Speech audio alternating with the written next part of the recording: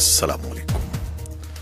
پاکستان میں اس وقت شام کے 7، بھارت میں 7:30 اور یہاں ہمارے اسٹوڈیوز کی گھڑیوں میں صبح کے 9 بجے ہیں۔ وائس آف امریکہ واشنگٹن کی اردو سروس سے ہماری باقاعدہ نشریات کا آغاز ہوتا ہے۔ پہلے گھنٹے کے لیے میں ہوں آپ کا میزبان خالد حمید۔ فیس بک لائیو پر ہم آپ کے سامنے ہیں اور ویب سائٹ اور ریڈیو پر ہمارا 1 گھنٹے کا یہ نیوز شو جاری رہے گا۔ تو آغاز کرتے ہیں پہلے آج کی اہم خبروں کی سرخیوں سے۔ پاکستان تحریک انصاف کے چیئرمین کا ایک مرتبہ پھر قبل از وقت انتخابات کا مطالبہ۔ اسلام آباد سے میں ہوں محمد اشتیاق۔ مذہبی تنظیم کا اسلام آباد میں دھرنا جاری، لوگوں کو مشکلات کا سامنا۔ National commission for human rights نے از خود نوٹس لیتے ہوئے متعلقہ حکام سے جواب طلب کر لیا۔ اسلام آباد سے میں ہوں محمد اشتیاق۔ اور جنوبی ایشیا سے متعلق خبروں میں افغان عہدیداروں نے بتایا ہے کہ خودکش کار بمبار نے جمعے کے روز جنوبی ہلمند صوبے میں پولیس کمپاؤنڈ پر حملہ کیا، جس سے 1 پولیس والا جاں بحق اور دوسرے 2 زخمی ہو گئے۔ اور امریکی کانگریس نے برما کی مسلمان روہنگیا اقلیت کو درپیش بحران کو ختم کرنے کے لیے اس ملک کی فوج پر پابندیاں عائد کرنے کا ایک کل جماعتی مسودہ قانون کانگریس میں پیش کر دیا ہے۔ اس مسودہ قانون میں نئی قدغنیں عائد کرنے اور برمی فوج کے ساتھ امریکی تعاون ختم کرنے کی سفارش کی گئی ہے۔ اس کے علاوہ یہ رپورٹس: فضائی آلودگی بھارت اور پاکستان کا مشترکہ دشمن، لیکن بھارت نے اس مسئلے پر قابو پانے کے لیے پاکستان کی تجویز مسترد کر دی۔ میں ہوں نئی دہلی سے سہیل انجم۔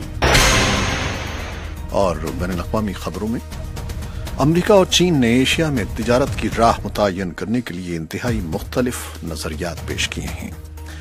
امریکہ کے صدر ڈونلڈ ٹرمپ نے جمعے کے روز ایشیا پیسیفک ملکوں کی تجارت کے بارے میں ایک سخت پیغام دیا ہے، اور چین کے صدر شی جن پنگ نے صدر ٹرمپ کے فوراً بعد تقریر کرتے ہوئے کثیر ملکی تجارت کے نظریے کی تائید کی ہے اور خاص طور پر ایشیا پیسیفک ملکوں کے علاقوں سے آزادانہ تجارت کی حمایت کی ہے۔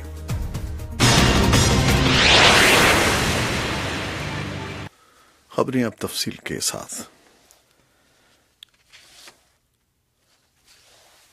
پاکستان کی حزب مخالف جماعت تحریک انصاف نے ایک بار پھر قبل از وقت انتخابات کے انعقاد کا مطالبہ کیا ہے۔ گزشتہ دنوں پاکستان میں قبل از وقت انتخابات کے حق اور مخالفت میں سیاسی بحث شروع ہوئی تھی۔ اسلام آباد سے یہ رپورٹ دی ہے محمد اشتیاق نے۔ پاکستان میں حزب اختلاف کی جماعت تحریک انصاف کے چیئرمین عمران خان نے ایک بار پھر قبل از وقت انتخابات کے مطالبے کو دہرایا ہے۔ انہوں نے جمعے کو سماجی رابطے کی ویب سائٹ ٹویٹر پر ایک پیغام میں کہا کہ بڑھتے ہوئے معاشی بحران اور ان کے بقول مفلوج حکومت کے باعث پاکستان کو قبل از وقت انتخابات کی ضرورت ہے تاکہ جمہوریت کو محفوظ اور مضبوط کیا جا سکے۔ اس سے قبل عمران خان نے یہی مطالبہ ستمبر کے مہینے میں بھی کیا تھا، لیکن نہ صرف حکمران جماعت مسلم لیگ نون بلکہ دیگر سیاسی جماعتوں نے بھی اس کی مخالفت کی تھی۔ واضح رہے کہ موجودہ حکومت کا کہنا ہے کہ نہ صرف معاشی صورتحال بہتر ہے بلکہ حکومت اپنی مدت بھی پوری کرے گی۔ قبل از وقت انتخابات کے مطالبے پر وزیر اعلیٰ پنجاب شہباز شریف کہتے ہیں کہ انتخابات وقت سے پہلے کرانے کا مطالبہ وہ کر رہے ہیں جنہوں نے خیبر پختونخوا میں ان کے بقول کچھ نہیں کیا۔ انہوں نے قوم کا وقت ضائع کیا دھرنوں میں۔ اگر KPK اگر مسلم لیگ نون کی حکومت وہاں پر ہوتی تو اللہ تعالیٰ کے فضل و کرم سے نہ صرف اس طرح کے ہسپتال بن رہے ہوتے، نہ صرف پبلک ٹرانسپورٹ بن رہی ہوتی، نہ صرف جعلی ادویات کا خاتمہ کیا جا رہا ہوتا، ڈینگی کو قابو میں لایا جا رہا ہوتا۔ دریاسنا پاکستان کی عدالت عظمیٰ نے عمران خان کی طرف سے الیکشن ایکٹ 2017 کے خلاف دائر درخواست پر اعتراضات لگا کر اسے واپس کر دیا ہے اور کہا کہ اس بارے میں متعلقہ فورم سے رجوع کیا جائے۔ تحریک انصاف کے سربراہ نے اپنی درخواست میں یہ موقف اختیار کیا تھا کہ سابق وزیر اعظم نواز شریف کو عدالت عظمیٰ کی طرف سے نااہل قرار دیے جانے کے بعد انہیں اپنی جماعت کی صدارت بھی چھوڑنی پڑی، لیکن عمران خان کی درخواست کے مطابق ایکٹ 2017 میں ایسی ترمیم کی گئی جس کے بعد نواز شریف دوبارہ اپنی جماعت کے صدر بن گئے۔ عمران خان کی طرف سے دائر درخواست میں الیکشن ایکٹ کی شق 9، 10 اور 203 کو کالعدم قرار دینے کی بھی استدعا کی گئی تھی۔ محمد اشتیاق، وائس آف امریکہ، اسلام آباد۔ پاکستان کے جڑواں شہر راولپنڈی اور اسلام آباد میں مذہبی جماعتوں کے احتجاجی دھرنے اور جلوس نے دونوں شہروں کے معاملات کو شدید متاثر کیا ہے۔ پاکستان کے قومی کمیشن برائے انسانی حقوق نے اس کا از خود نوٹس لیا ہے۔ اسلام آباد سے یہ رپورٹ بھی ہمیں محمد اشتیاق نے بھیجی ہے۔ مذہبی اور سیاسی جماعت تحریک لبیک یا رسول اللہ کی قیادت میں نکالی گئی ریلی کے شرکا کا جمعے کو تیسرے روز بھی دھرنا بدستور جاری ہے، جس سے خاص طور پر راولپنڈی اور اسلام آباد کے درمیان سفر کرنے والوں کو شدید مشکلات کا سامنا ہے۔ اس صورتحال کا national commission for human rights نے از خود نوٹس لیتے ہوئے متعلقہ حکام سے جواب طلب کیا ہے۔ انسانی حقوق سے متعلق سرکاری ادارے national commission for human rights کے سربراہ جسٹس ریٹائرڈ علی نواز چوہان نے وائس آف امریکہ سے گفتگو میں کہا کہ احتجاج کا حق سب کو حاصل ہے، لیکن ان کے بقول یہ ایسے منظم انداز میں ہونا چاہیے کہ لوگوں کے لیے مشکلات پیدا نہ ہوں۔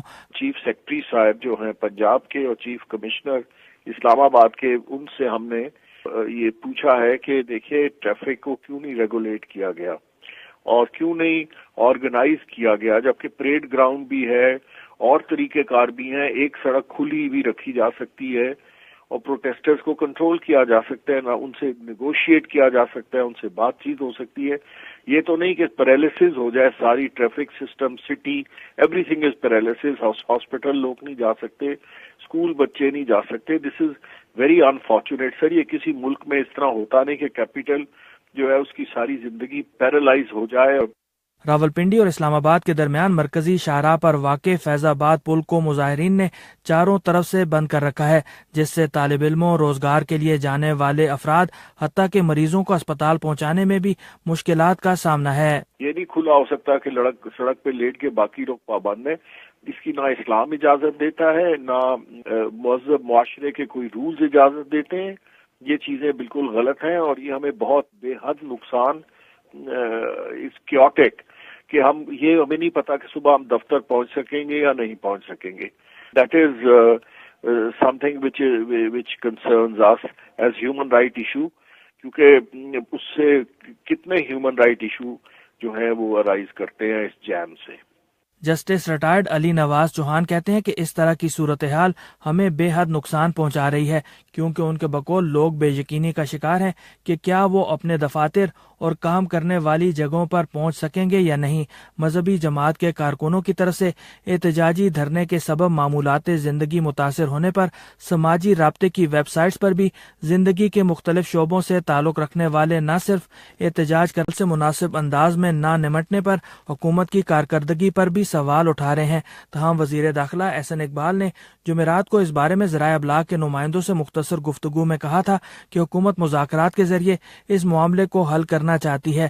میں کرتے ہیں اگر آپ طاقت کا استعمال کریں تو تشدد کا خطرہ ہوتا ہے، جانی نقصان کا خطرہ ہوتا ہے۔ تو ہماری کوشش ہے کہ کسی قسم کا جانی نقصان نہ ہو، کوئی تشدد نہ ہو، لیکن ان لوگوں کی ذمہ داری بھی ہے کہ یہ لوگوں کی زندگی میں خلل نہ لائیں، لوگوں کو ہراساں نہ کریں، تنگ نہ کریں۔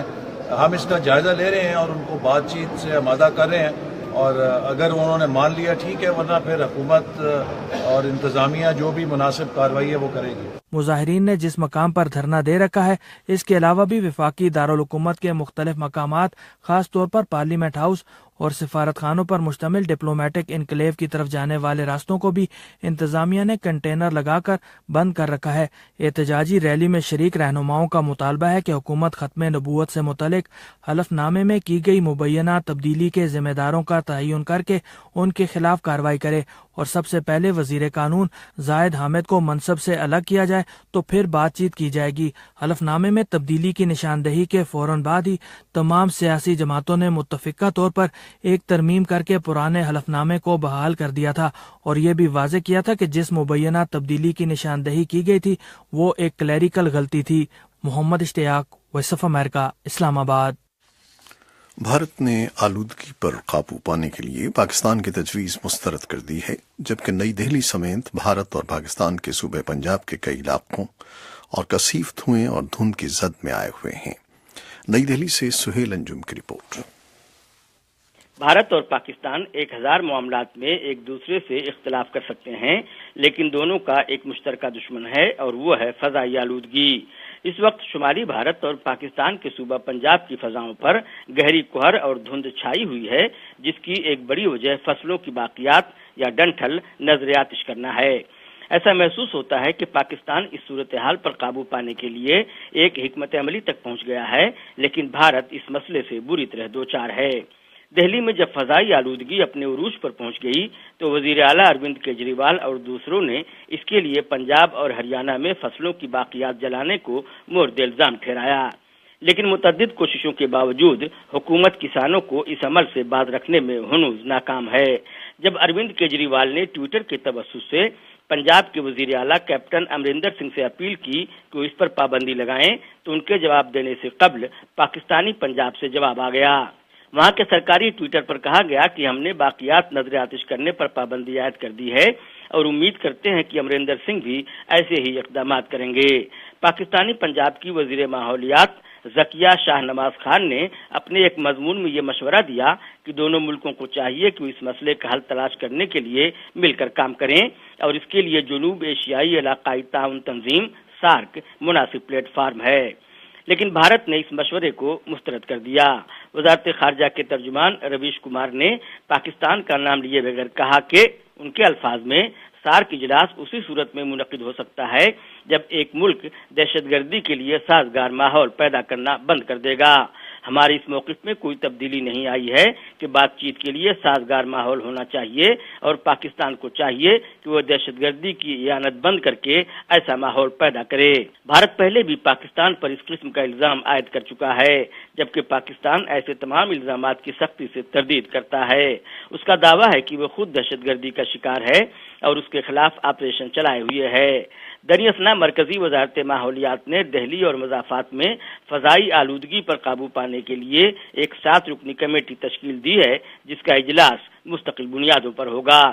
ادھر نیشنل گرین ٹریبونل نے دہلی اور مضافات میں آلودگی پر قابو پانے کے لیے دہلی حکومت کی جانب سے 13 نومبر سے طاق اور جفت کے فارمولے کے تحت گاڑیوں کی آمد و رفت کے فیصلے پر سخت نکتہ چینی کی اور کہا کہ سینٹرل پولوشن کنٹرول بورڈ اور دیگر اداروں کی ان رپورٹوں کے باوجود کہ یہ فارمولہ مؤثر نہیں ہے، حکومت اس پر عمل کرنے جا رہی ہے۔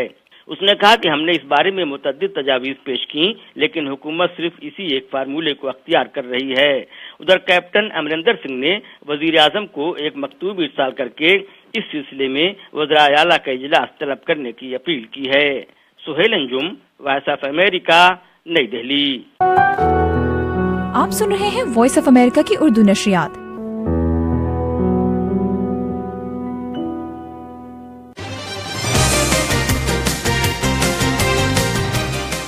افغان عہدیداروں نے بتایا ہے کہ خودکش کار بمبار نے جمعے کے روز جنوبی ہلمند صوبے میں پولیس کمپاؤنڈ پر حملہ کیا، جس سے ایک پولیس والا جاں بحق اور دوسرے 2 زخمی ہو گئے۔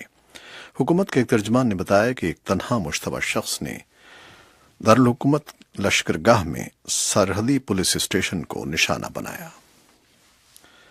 امریکہ اور چین نے ایشیا میں تجارت کی راہ متعین کرنے کے لیے انتہائی مختلف نظریات پیش کیے ہیں۔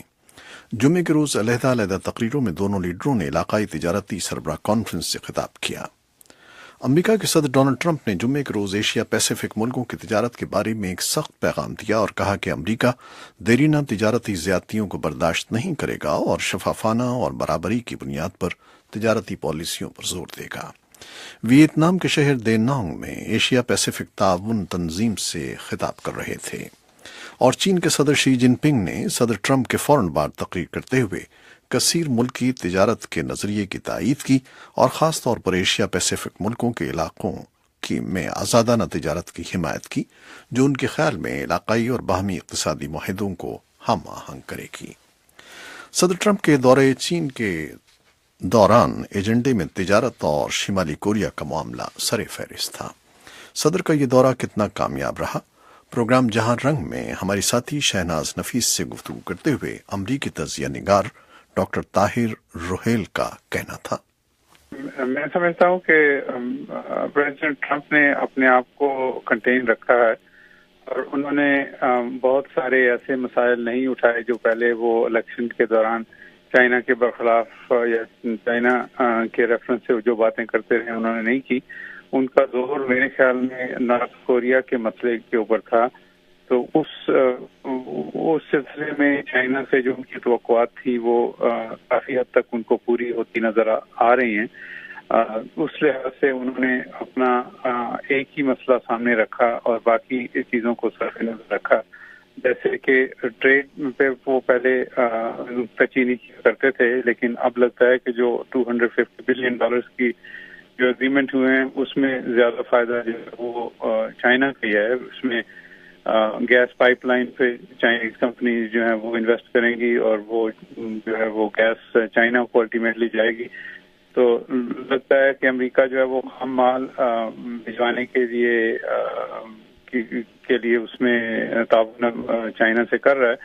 اور دوسرا بoston میں سب وے کی تعمیر کے لیے جو گاڑیاں بنیں گی وہ چائنا سے بن کے آئیں گی. تو ٹرمپ جو مینوفیکچرنگ جابس کو لانا چاہتے تھے امریکہ، یہ صورتحال اس کے خلاف یا اس کے مخالف ہے. لیکن جیسے میں نے پہلے کہا کہ نارتھ کوریا پہ امریکہ کے ہاتھ اس طرح سے بندھے ہوئے ہیں کہ وہ چائنا جو ہے وہ سب کچھ کر سکتا ہے اور امریکہ نارتھ کوریا کا کوئی فوجی حال کے علاوہ نہیں ہے. سفارتی سطح پہ امریکہ زیادہ اس میں لیٹیٹیوڈ نہیں ہے، تو وہ چائنا سے وہ کروانا چاہتے ہیں اور اس لحاظ سے صدر ٹرمپ جو ہیں وہ خوش ہیں چائنا کے رسپانس سے. فیس بک لائیو سے ہم آپ سے اجازت چاہتے ہیں، لیکن ابھی ویب سائٹ اور ریڈیو پر ہمارا یہ نشریہ جاری رہے گا.